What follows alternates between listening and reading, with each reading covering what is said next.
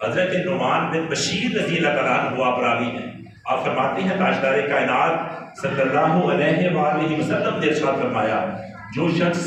تھوڑی نعمتوں کا شکر ادا نہیں کرتا وہ زیادہ نعمتوں کا شکر بھی ادا نہیں کرتا۔ اور فرمایا اپنی اللہ کی نعمتوں کا تذکرہ کرنا، ان کا ذکر کرنا یہ شکر ہے، اور نعمتوں کا ذکر نہ کرنا یہ ناشکری ہے۔ اگر اللہ نے عطا فرمایا ہے،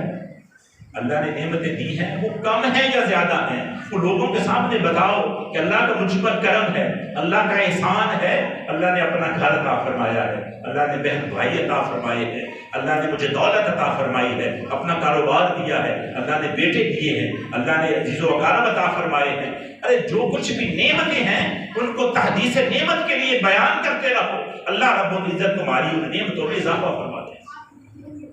تاجدار کائنات صلی اللہ علیہ وآلہ وسلم نے حضرت معاذ بن جبل رضی اللہ تعالیٰ عنہ کو یہ وصیت فرمائی کہ معاذ بن جبل ہر نماز کے بعد یہ دعا کیا کرو۔ آپ نے فرمایا اللہم اعنی علی ذکرک و شکرک و حسن عبادتک، فرمایا اے اللہ اپنے ذکر، اپنے شکر اور اچھے طریقے سے عبادت کرنے میں میری مدد فرماؤ۔ جب حالات جیسے بھی ہوں، معاملات جیسے بھی ہوں،